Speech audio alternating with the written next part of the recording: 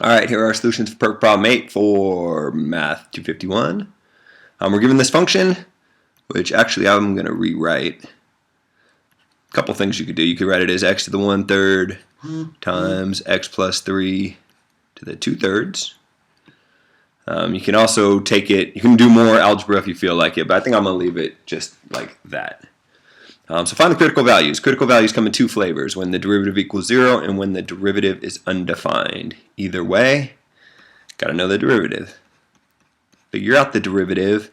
Looks like I got a product rule going on here. Derivative of x to the 1/3 is 1/3 x to the negative 2/3. And then we'll leave our other factor alone, x plus 3 to the 2/3. F prime g plus g prime. Be a little bit careful when finding g prime, or I guess you don't have to, but this is the derivative. You use the power rule. You also have to multiply by the derivative of the inside function, but in this specific case, that's just 1. That's why we kind of get away with it here. G prime, f. Get here. This is the derivative. This is the right answer. Downside to this is it is going to be a pain to work with. Like I said, critical values happen when the derivative equals 0. Imagine setting this equal to 0 and solving. It's not going to be fun. So I give this little hint and I said factor this thing, factor out x to the negative 2/3 times x plus 3 to the negative 1/3 out from each of these two terms. So there's two terms here, one here and one here. Pull this out of both of them. If you pull this out of the first one, so I'm looking at this stuff, I still got the 1/3. See, x to the negative 2/3, I just factored out. I used to have x plus 3 to the 2/3. I factored out x plus 3 to the negative 1/3. A little bit tricky. That leaves me with x plus 3 to the 1 power. Where that comes from, imagine you had x cubed and you factored out an x. You'd be left with x squared, but really it's because that would be x to the 3rd minus 1. 3 minus 1. So what I'm doing here is x to the 2/3 minus negative 1/3. 2/3 minus negative 1/3 is 1. What I'm saying is we got an x plus 3 right here. So that's this term. What about this term? Well, let's see, I still got that 2/3. X plus 3 to the negative 1/3, that's exactly what I factored out, so that part's gone. I used to have an x to the 1/3. I factored out x to the negative 2/3. 1/3 minus negative 2/3 is 3/3, in other words, 1. So you get to here. And actually, I'm going to take this one step further. This might seem like I'm doing a lot of unnecessary work, but I think it'll make life easier. 1/3 x plus 3 is the same as 1/3 plus 1. I got it's 1/3 x plus 1. I got 1/3 x and I got 2/3 x. I can add those together and get 1x. Get to here. I think this will be a lot easier to work with for our derivative. So anyways, find the critical values of this function. Critical values, as I said, come in two flavors. When the derivative equals 0 and when the derivative is undefined. Undefined, in this case, all we have to worry about is make sure you don't divide by 0. You also have to make sure you don't take the square root of a negative number or the log of a number that's not positive, but neither of those are applicable to this problem. So really what you can do is you can think about your derivative. X to the negative 2/3 power is really 1 over x to the 2/3 power. And x plus 3 to the negative 1/3 is the same as 1 over x plus 3 to the positive 1/3.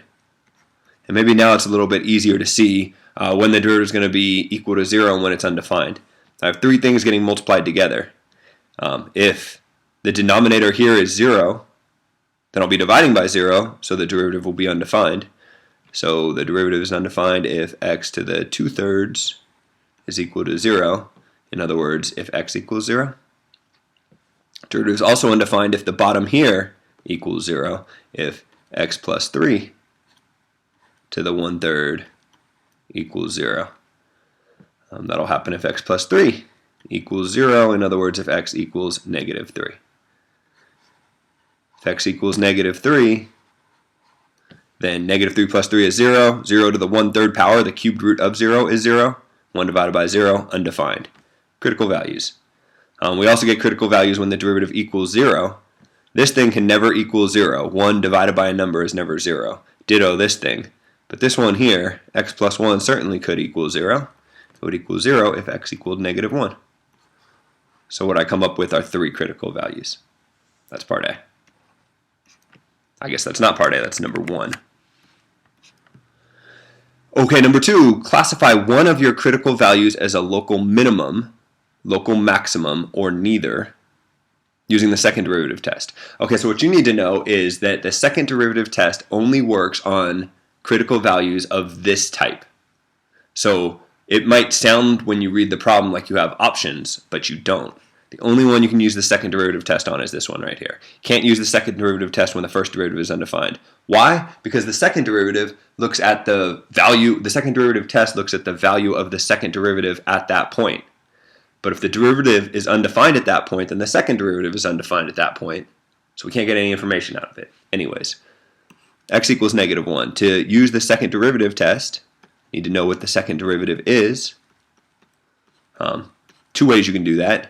By differentiating this mess, seems like a lot of work, or by looking up here. Second derivative is given to me as -2x to the -5/3 times x plus 3 to the -4/3.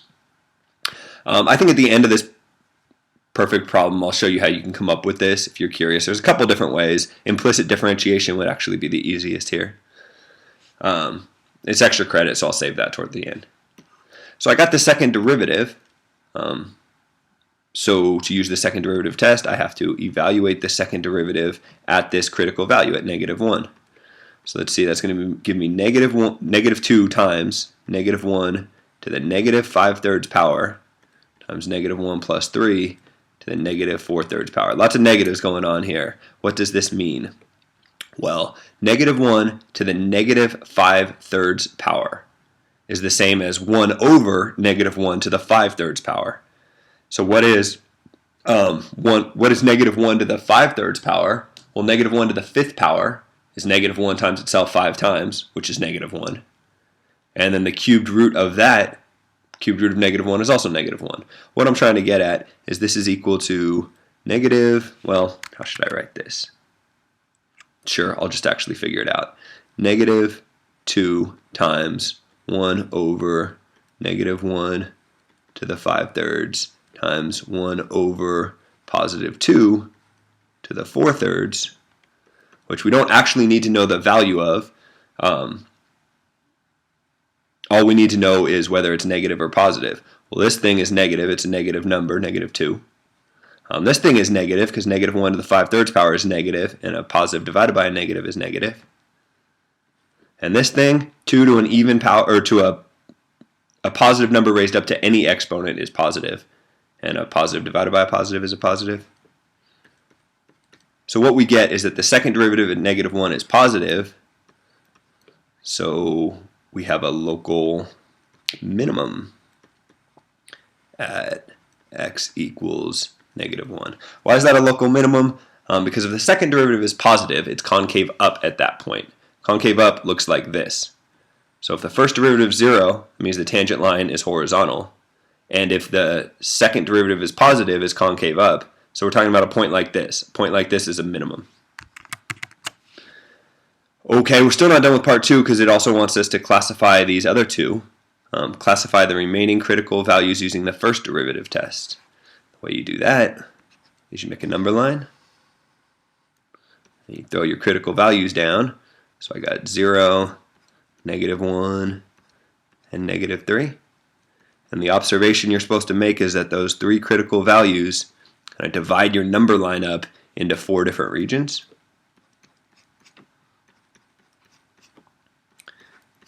And why it's so important to find those critical values is those are the only spots where your first derivative can switch from being negative to positive or positive to negative. So we just have to test one number on each of those different regions. And for example, if I test -4, some number less than -3, and find that the first derivative is positive, that means it's positive all throughout here because it can't change until it gets to -3. Let's actually do it. Test 1. So I'm testing this region. I want any number less than -3. I'm going to choose -4. And then I want to throw that into my first derivative. So if I put -4 into my first derivative, f prime of -4, you can actually figure it out as a number, but you don't have to. -4 to the 2/3 power anything to the 2/3 power is positive, is non-negative. How about that? Because the 2 in the 2/3 is squaring it, and a negative number, when you square it, becomes positive. So what I get is this first term is positive. This second term, -4 plus 3 is -1. The cubed root of that is -1. 1 divided by -1 is -1. It's a negative number. -4 plus 1 is -3. That's a negative number. I end up with positive. So what I'm saying is that my first derivative is positive in region 1. What about region 2? Pick any number in region 2, maybe -2. And do that same analysis.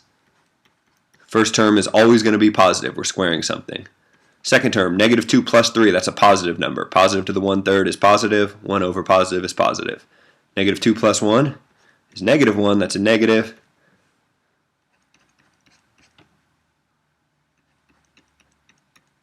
Now I need a number from region 3, some number between -1 and 0. It's kind of unfortunate I'll have to use a fraction, but whatever. -1, let's figure out f prime of -1, or sorry, -1/2.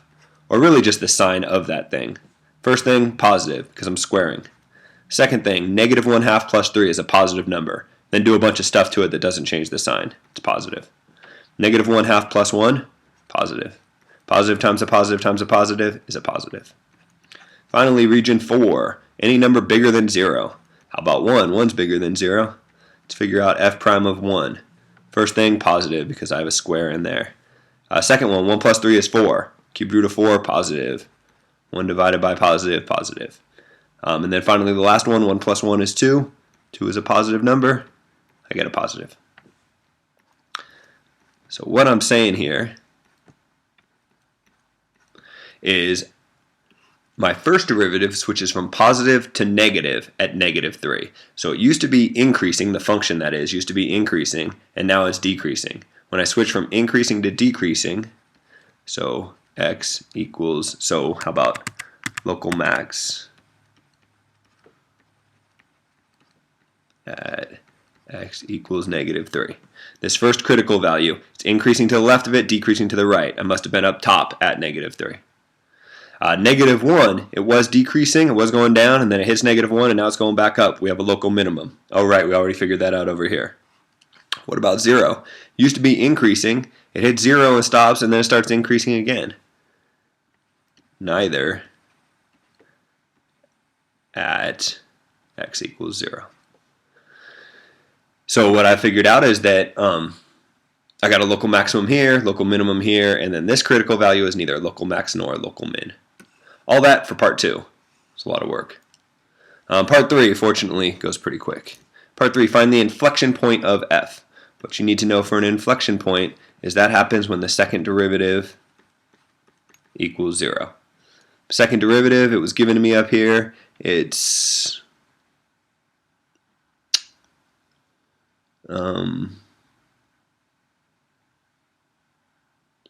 actually, I should be a little bit careful here. An inflection point happens, I think I'm going to remove 3. I don't want to do part 3. I'm going to get rid of it. It's nice to be the teacher. Let's make this 3 and call this thing good.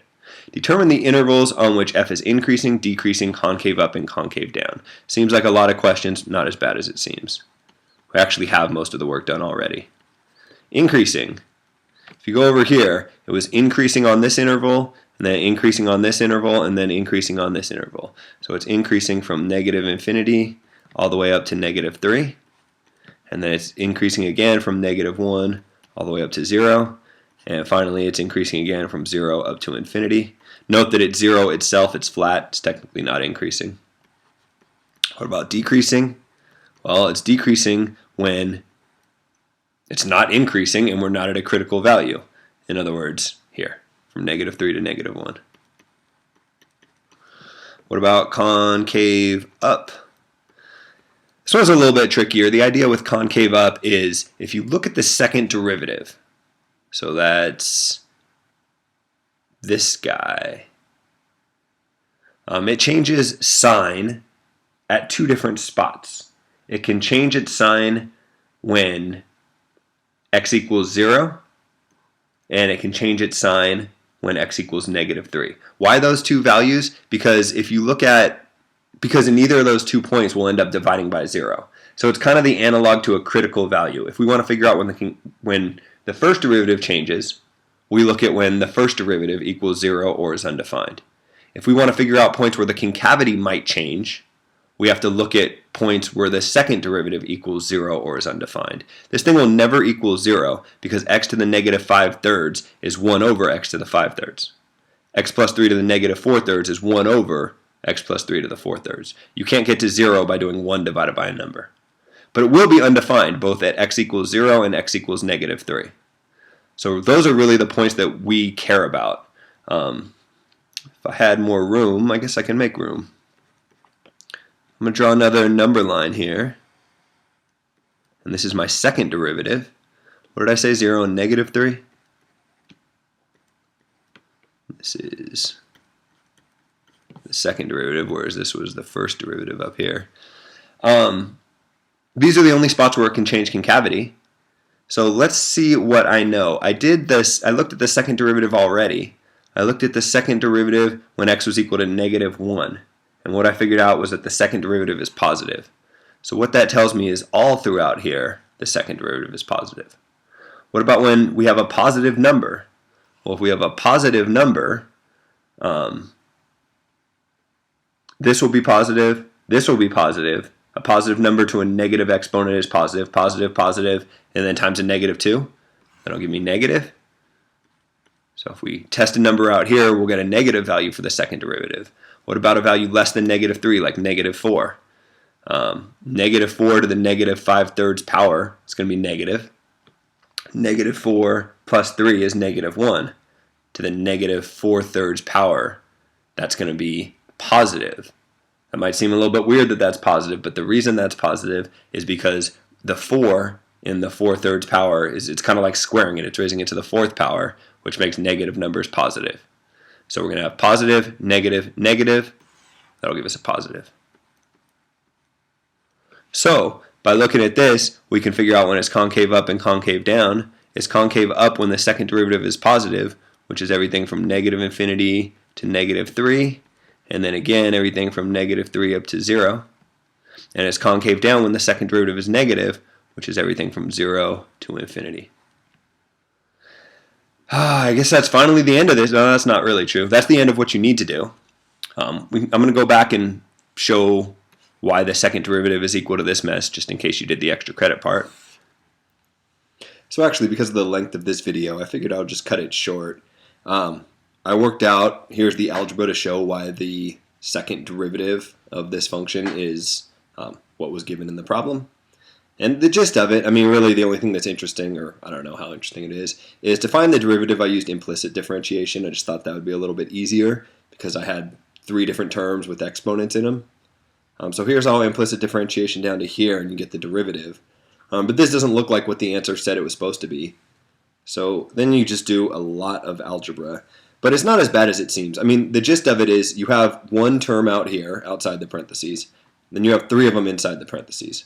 So take this one term, this thing out here, a bunch of stuff multiplied together, and distribute it to these 3 terms. So that's what I did on this first line. Note that now I have 3 terms, 1, 2, 3. And then I know what the answer is supposed to be, right? It's supposed to be this mess down here. So since I have 3 terms down here and I want only 1 term in my answer, a little trick I could do is, well, let's try to factor this out, this -2x to the this thing that the answer is supposed to be. Factor it out from each of my 3 terms. Because I know that if I did everything right, when I factor that out, all this stuff that's left behind better cancel out and turn into just 1, because this has to be my answer. So how would you know to factor that out from this? You wouldn't, frankly. If you were just trying to simplify this and you didn't know the answer, you wouldn't know to go about it that way. But when you know the answer beforehand, it's kind of a clever way to show that something's true. Right? Factor out what you need and hope this all works out. And of course it does. Kind of FOIL some stuff and distribute and combine like terms, and you end up with just a 1. So all this stuff in parentheses, everything that's left over, once I factor out what I want the answer to be, ended up just going away. So I get this is the second derivative down here. But that, I thought that it would be better to just talk about it rather than walk you through the whole thing, because this video got pretty long. So on that note, maybe I'll end this right here.